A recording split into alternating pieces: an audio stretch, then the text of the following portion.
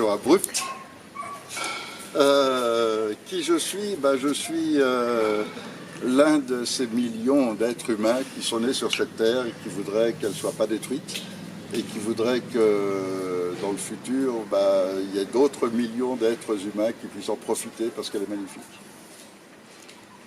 Et que je crois qu'aujourd'hui on est dans un monde de confusion totale, beaucoup de gens sont un peu perdus, et que là c'est ce qu'on est en train de créer à nous tous, et on est très nombreux déjà, c'est un nouveau paradigme, une nouvelle façon d'envisager les rapports de l'être humain avec la planète Terre, et que cette nouvelle façon de l'envisager, on est de plus en plus nombreux à penser qu'il faut absolument qu'on se corrige nous-mêmes de nos fautes, de nos erreurs, et non seulement en tant qu'individu, mais en tant que société, et c'est en cours. Et je crois qu'il y a des gens qui viennent de se réunir là à Girona pour poser les fondations, les racines de ce que va être la nouvelle humanité, de ce que vont être les nouvelles sociétés humaines, et c'est un vrai bonheur qu'on est nombreux à avoir partagé et qu'on espère voir beaucoup d'autres gens avoir envie, eux aussi, d'être heureux, de retrouver la joie, l'amour.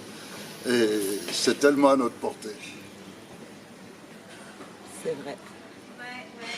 On dit de vous que vous êtes un humaniste, d'autres un provocateur, et puis pour certains peut-être même un politicien. Qu'est-ce que vous répondez à ça? Alors je réponds à ça quand même, que je ne sais pas qui dit ça, mais qu'il soit gentil et poli, qu'il ne m'insulte pas. Parce que je considère que de me traiter de politicien, c'est vraiment insultant à l'extrême. Non, et puis en plus, si j'avais un politicien, a priori, c'est déjà quelqu'un qui, dès le départ, dès la fin des études, apprend à ne pas travailler et à vivre en exploitant les autres. Moi, j'ai travaillé toute ma vie. Et c'est maintenant à mon âge que je crois qu'il y a des choses utiles qu'on peut faire, et on le voit d'ailleurs dans notre groupe, beaucoup de gens sont des gens de mon âge. Parce qu'il faut avoir vécu une vie pour faire le constat de ce monde, pour aussi être assez lucide et disposer du temps, ne plus avoir besoin de travailler pour subvenir aux besoins de sa famille, etc. Donc je crois que c'est normal que ce soit des gens... après un humaniste, je ne connais pas tous des humanistes.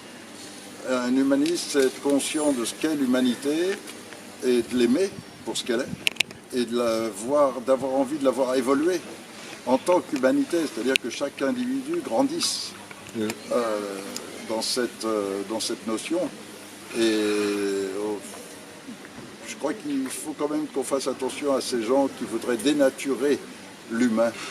Ceux, par exemple, qui voudraient que l'humain n'ait plus de sourire et qui lui mettent des masques sur la figure pour le cacher. Et qui cachent leur véritable humanité, qui demandent aux humains d'oublier qu'ils sont humains et qui se cachent derrière ce masque. C'est monstrueux. Ça, ce sont des gens qu'il faut écarter de nos vies, absolument, si on veut rester humain. Vous dites que vous faites un constat, c'est celui que vous nous proposez aujourd'hui? C'est le constat? Les gens sont en train de perturber la véritable humanité et de l'orienter sur une voie qui est inhumaine, qui est à l'opposé de... On le voit avec la destruction de la famille. La famille, c'est quand même la base profonde de tout être humain. Quel est l'être humain qui n'appelle pas maman quand il souffre? Non, je crois que ça, on ne doit pas accepter ça. Et donc on doit recréer notre civilisation sur la base profonde qu'est la famille.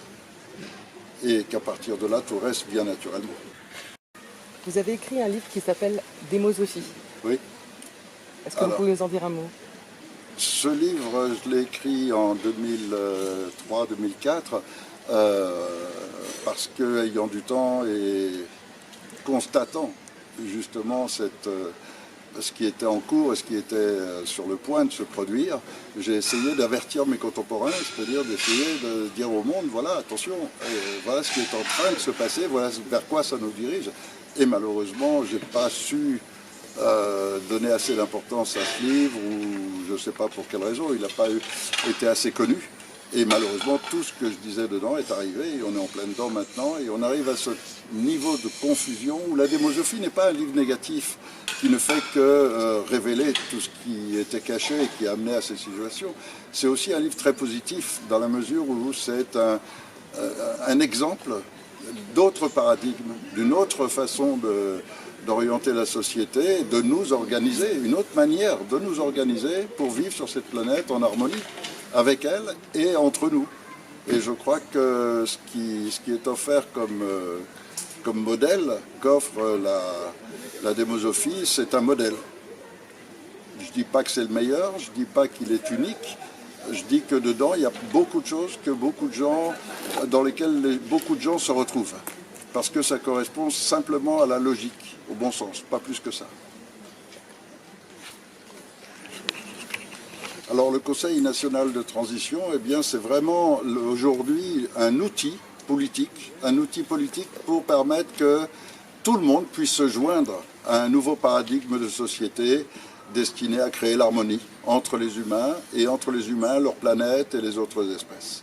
Et donc ce concept, qui est un concept au départ philosophique, est en train de se matérialiser concrètement par un Conseil national de transition qui est une formule, rien de plus que ça, une formule politique pour permettre à tout le monde de se joindre à ce nouveau paradigme. Pas plus que ça, mais tellement. C'est pas plus, mais c'est tellement énorme, tellement extraordinaire, parce que c'est aujourd'hui ce qui peut apporter et créer ce nouveau paradigme. Et que ce nouveau paradigme, plus on sera nombreux à participer à sa création, et plus il nous englobe tous, plus il nous ouvre une nouvelle voie complète. Alors le Conseil national de transition, eh bien, c'est l'opportunité pour chacun tout d'un coup de retrouver sa liberté, de retrouver ses valeurs familiales, de retrouver sa véritable humanité tout simplement. Et donc chaque personne, lorsqu'elle a un droit d'expression, lorsqu'elle a un droit de défendre sa famille, lorsqu'elle a un droit de défendre sa liberté, eh bien ça commence aujourd'hui dans notre monde actuel par un droit d'être informé correctement. Et donc de refuser cette confusion dans laquelle les médias et toute notre société sont en train de nous plonger. Et refuser cette confusion, c'est trouver des gens comme nous, des gens qui aiment cette liberté, qui aiment ces valeurs familiales, qui aiment ces vraies valeurs humaines. Et donc je crois que la porte est grande ouverte à tout le monde. On arrête. Excellent.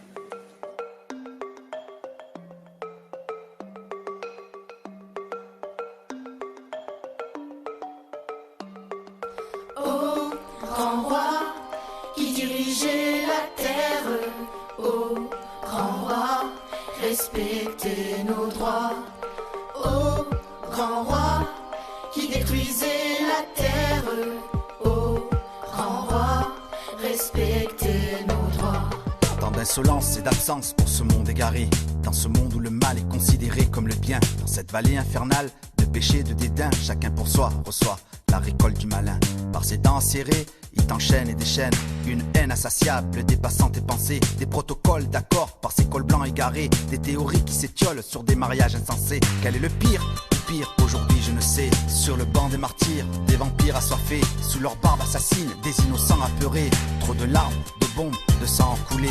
La détresse, la souffrance en France est notable. Les embusées du diable traduisent l'insoutenable et tragédie percute nos esprits et la folie nous dépasse. Las, nous nous sommes endurcis. Oh